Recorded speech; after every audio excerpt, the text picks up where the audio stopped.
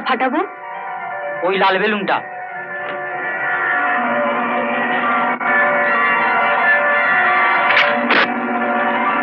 কে ফাটালো?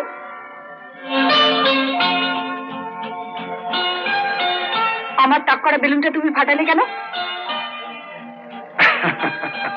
আমি তো আরেকজনকে তাক করে রেখেছি, তুমি তার তো কিছু করতে পারছো না। কে সে? আমাদের বাড়িওয়ালা, সুদখোর পান্নালাল। আমি কি ধান ছত্র খুলে বসেছি? তোদের যখন যা দরকার হবে আমারই দিতে হবে। ঠিকই তো। দয়া করুন হুজুর, দয়া করুন। আমার ছেলেটা নইলে বিনা ওষুধে মরে যাবে। যা সুদ হয় তাই নেবেন, আমাকে 50টি টাকা অন্তত দিন। থাম, আগে যা নিয়েছিস তা এখনো শোধ দিসনি।